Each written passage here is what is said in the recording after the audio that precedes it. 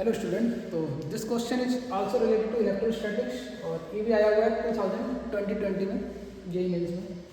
तो क्वेश्चन में क्या बोला है, ए charge of 4 microcoulomb is divided into two parts. The distance between the two divided charge is constant, the magnitude of the divided charge is constant, the magnitude of the divided charge so that the force between them is maximum will be। मतलब simple एक charge हमें दे रखा है जिसका value है 4 microcoulomb, ठीक, इस to be divided into 2। इसको दो पार्ट में हमने डिवाइड किया है। तो अगर मैं पहले वाले पार्ट को q मान लेता हूँ तो दूसरा वाला पार्ट मेरा हो जाएगा 4 माइनस q। दो पार्ट में डिवाइड कर देंगे। The distance between the two divided charge is constant. तो इनको कुछ डिस्टेंस पे हमने सेपरेट किया होगा। ये डिस्टेंस हमारा r जो है वो कांस्टेंट है। एक चार्ज है q और दूसरा चार्ज है 4 माइनस q। r यहाँ पे जो क्या है वो कांस्टेंट है, ठीक, ये वेरिएबल नहीं है r। The magnitude of the divided charge is constant. तो इनका मैग्नीट्यूड भी कांस्टेंट है, तो चार्ज को हमने डिवाइड किया। The magnitude of the divided charge so that the force between them is maximum will be। तो ये चार्ज को हमने डिवाइड किया दो पार्ट में, पूछा है कि इनका मैग्नीट्यूड कितना होना चाहिए जिससे कि इन पे जो फोर्स लगे वो मैक्सिमम हो। यानी सिंपल है, जैसे मैंने चार को दो पार्ट में डिवाइड कर दिया, 1 और 3, ठीक, या फिर 2 और 2, या 2.5 1.5। इस तरह से कई सारे पार्ट में डिवाइड कर सकते हैं चार्जेस को। इनके बीच में जब फोर्स हम फाइंड करेंगे तो इस केस में फोर्स कुछ अलग आएगा, इस केस में अलग आएगा, इस केस में फोर्स कुछ अलग आएगा। तो हमसे पूछा है कि चार्ज का वैल्यू कितना होना चाहिए, यानी Q1 और ये Q2, ये कितने होने चाहिए जिससे कि जो फोर्स इनके बीच में लगे वो मैक्सिमम आए। पहले फोर्स का फार्मूला लिखते हैं। फोर्स क्या होता है, F बराबर K Q1 Q2 divided by R²। ये क्या है, दोनों चार्ज पार्टिकल के बीच में फोर्स है। तो फोर्स को लिखेंगे K, Q1 यहाँ पे कितना है Q और Q2 है 4 minus Q divided by R²। तो हमें फोर्स को ही क्या करना है, मैक्सिमाइज करना है। मैंने बोला कि फोर्स मैक्सिमम कब होगा, तो किसी भी फंक्शन की अगर हमें वैल्यू को मैक्सिमाइज करना है तो क्या करते हैं, उसका डिफरेंशिएशन 0 करते हैं। तो यहाँ पे हमें क्या करना पड़ेगा, df/dq को 0 करना पड़ेगा, ठीक। किसी भी फंक्शन को अगर हम मैक्सिमाइज करते हैं, इसकी मैक्सिमम वैल्यू फाइंड करनी है फॉर एफ मैक्स, तो एक्स मैक्स के लिए हमें क्या करना पड़ेगा, df/dq को 0 करना पड़ेगा। f की वैल्यू देखना है किसके लिए मैक्सिमम आएगी, क्योंकि किस वैल्यू के लिए f का वैल्यू मैक्सिमम आएगा। तो जो वैल्यू में फाइंड करनी है, जैसे चार्ज का वैल्यू फाइंड करना है, तो चार्ज के रिस्पेक्ट में क्या करेंगे, डिफरेंशिएशन। तो df/dq यहाँ पे हमें 0 करना है। तो इस फंक्शन को और हम कैसे लिख सकते हैं, f बराबर k 4q minus q² divided by r²। इसको 0 करते हैं, df/dq फाइंड करते हैं। k/r² कांस्टेंट है, ये डिफरेंशिएशन के बाहर आ जाएगा। तो k/r² बाहर आ गया। डिफरेंशिएशन जो हमें करना है d/dq 4q minus q²। 4q का डिफरेंशिएशन करेंगे तो कितना आएगा, ये बाहर है k/r²। 4q का 4 कांस्टेंट है, बाहर आ जाएगा। q का डिफरेंशिएशन 1 माइनस q² का डिफरेंशिएट करेंगे तो कितना आएगा 2q। इसको हमें 0 के बराबर करना है।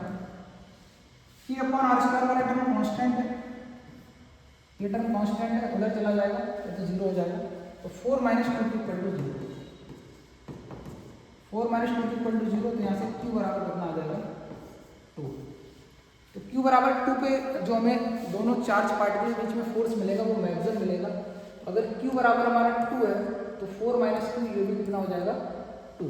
तो दोनों चार्ज हैं तो 2 माइक्रोकूलम के होने चाहिए। इसको सिंपल याद रख सकते हैं, ठीक है। तो क्वेश्चन कई बार पूछा गया है, इसको सिंपल याद रख सकते हैं। जब भी हमें किसी एक चार्ज को दो पार्ट में डिवाइड करना है और फाइंड करना है कि उनकी वैल्यू कितनी होनी चाहिए जिससे कि इनके बीच में जो फोर्स है वो मैक्सिमम है, तो मैक्सिमम फोर्स के लिए सिंपली दोनों चार्ज पार्टिकल को इक्वल चार्ज में डिवाइड कर दो। अगर 4 माइक्रोकूलम है तो 2 माइक्रोकूलम में डिवाइड हो जाएगा। अगर 10 माइक्रोकूलम होता तो 5 और 5 में डिवाइड हो जाएगा। मैक्सिमम फोर्स तभी आएगा जब हम उस चार्ज पार्टिकल को दो इक्वल पार्ट में डिवाइड करें।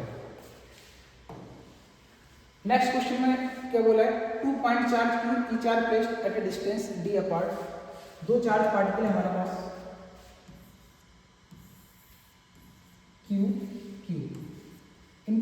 बीच का जो सेपरेशन है वो हमें गिवन है डी।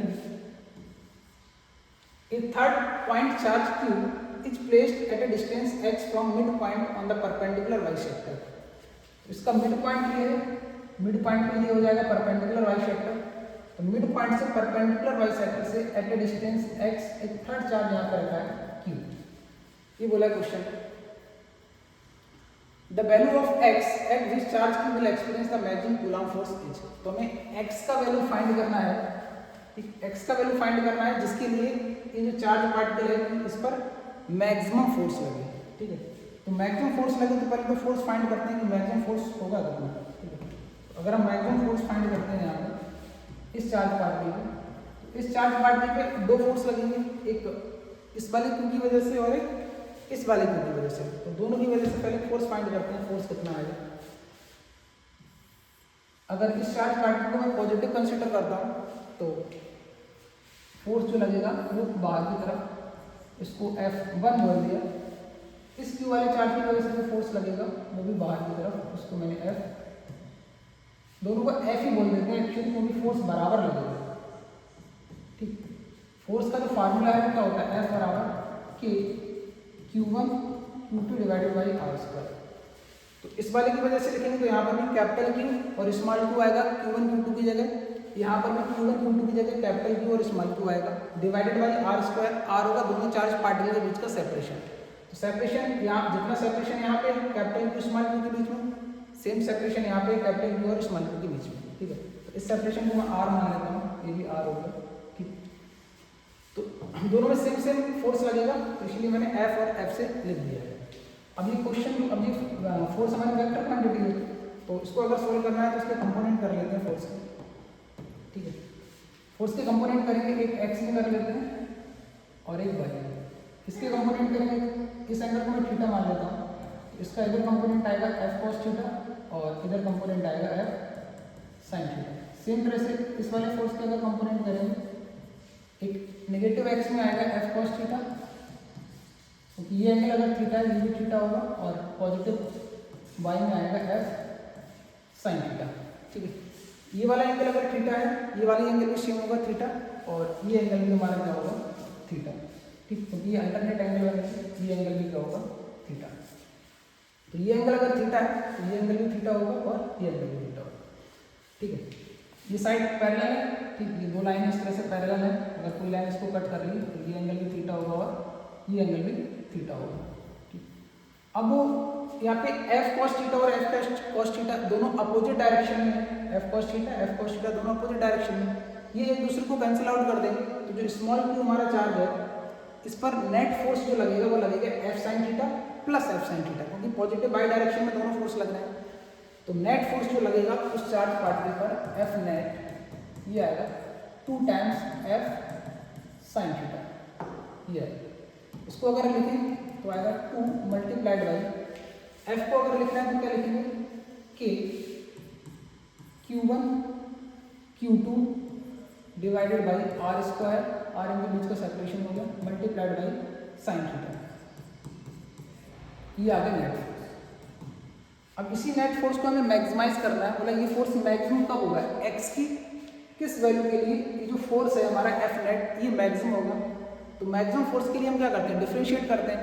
अब डिफरेंशिएट यहाँ पे किसके रिस्पेक्ट में करें, हमें फाइंड करना है x का वैल्यू, तो x के रिस्पेक्ट में ही करेंगे। तो यहाँ पे x का टर्म आना चाहिए, बट x का टर्म यहाँ पे नहीं दिख रहा है, तो पहले यहाँ पे x का टर्म लेके आते हैं। वो कहाँ से आएगा, x का टर्म आएगा यहाँ पे आर स्क्वायर से और साइन थीटा से। तो साइन थीटा को हम क्या लिख सकते हैं, यहाँ से अगर हम साइन थीटा को रिप्लेस करें तो साइन थीटा बराबर perpendicular x upon hypotenuse r, x upon r आ गया, तो साइन थीटा की जगह हम रिप्लेस कर सकते हैं x अपॉन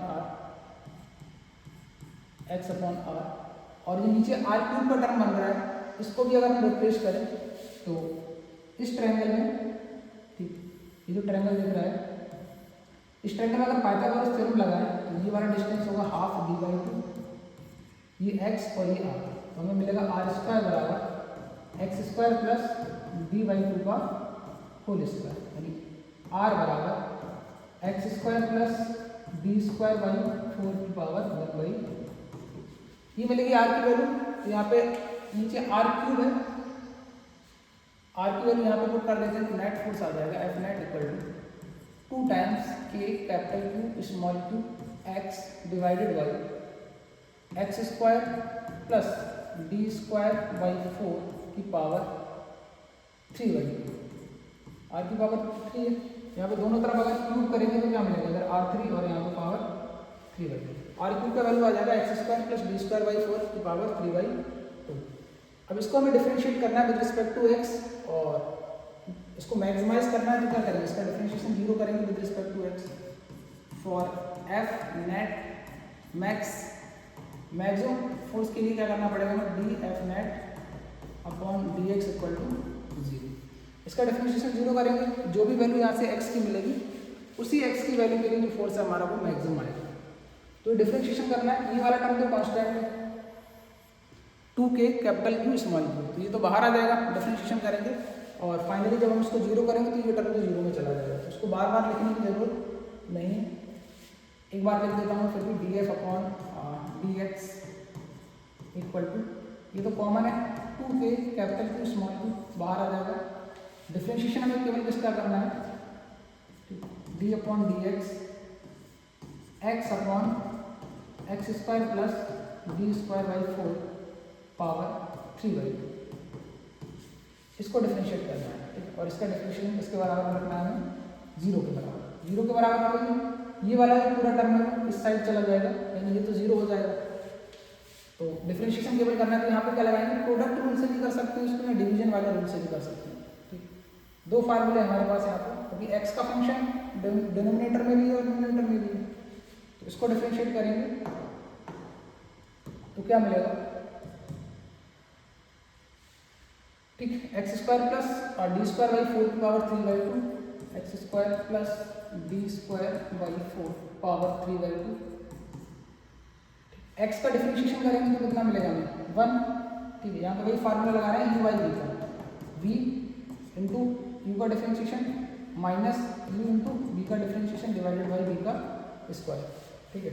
डिवीजन वाला प्रोडक्ट रूल होता है, डिवीजन वाला डिफरेंशिएशन करेंगे एक्स का फंक्शन डिनोमिनेटर और न्यूमरेटर दोनों में, तो वही फार्मूला लगाएंगे। तो मैंने बी लिखा, यू का डिफरेंशिएशन यानी एक्स का डिफरेंशिएशन 1 हो जाएगा माइनस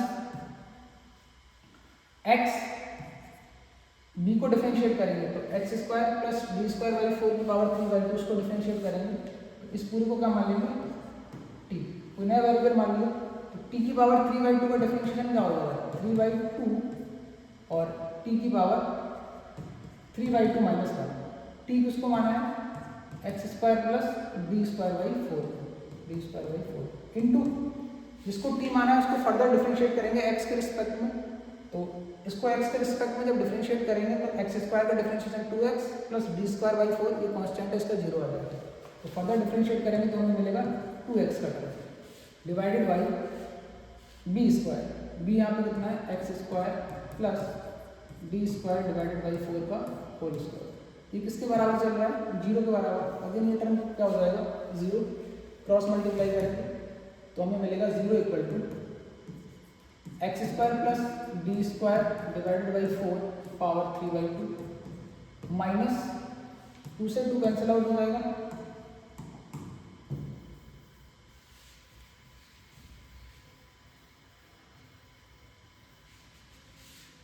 एक्स और एक्स एक्स स्क्वायर हो जाएगा 3, तो ये हो गया 3x और x square, x square plus d square by 4 power 3 by 2 minus 1, तो ये आ जाएगी 1 बाई 2, पावर कितना आ गया यहाँ से 1 बाई 2, ये 0 के बराबर। यहाँ से कुछ कॉमन निकालेंगे कुछ टर्म, ठीक है। तो यहाँ पे अब कॉमन ले लेंगे x square plus d square by 4 की पावर 1 बाई 2, ये मिलेगा 0 बराबर x square plus d square by 4 power 1 by 2, यहाँ से 1 बाई 2 पावर कॉमन आ जाएगा तो यहाँ से क्या बचेगा 1, अभी 3 बाई 2 है, एक्स की पावर 3 बाई 2 है, इसको हम क्या लिख सकते हैं एक्स की पावर 1 इंटू एक्स की power 1 by 2, 1 plus 1 by 2 3 by 2 आएगा, तो एक्स की पावर 1 बाई 2 जब कॉमन आ जाएगा तो क्या बचेगा केवल एक्स। तो इसी तरह से x square plus d square by 4 की पावर 3 बाई 2, यहाँ से पावर 1 बाई 2 कॉमन आएगा तो क्या बचेगा x square plus d square divided by 4, ये आ गया। यहाँ से ये पूरा टर्म कॉमन आ गया तो इधर बचेगा माइनस का 3x²। अगेन यहाँ पे अगर देखेंगे तो ये x² है प्लस d²/4, x 0 नहीं हो सकता, ठीक है। अगर 0 होगा भी मान लिया तो d²/4 ये कभी 0 नहीं होगा, ठीक है। तो ये वाला जो टर्म है हमारा इस साइड, ये वाला जो फैक्टर है ये कभी भी 0 नहीं होगा, यानी कि इस वाले टर्म को 0 होना पड़ेगा। इसको अगर 0 करेंगे तो क्या मिलेगा, 0 = x² माइनस का 3x², तो ये मिलेगा माइनस का 2x² प्लस d²/4। यहाँ से सिंप्लीफाई करेंगे तो मिलेगा 2x² = d²/4, x² बराबर d²/4 × 2। तो यहाँ से हमें x मिल जाएगा। x को अगर फाइंड करना है तो x बराबर आएगा प्लस माइनस d/2√2, कितना आएगा, प्लस माइनस d/2√2। तो d/2√2 ये फोर्थ ऑप्शन हमारा है, ये ऑप्शन जो होगा करेक्ट।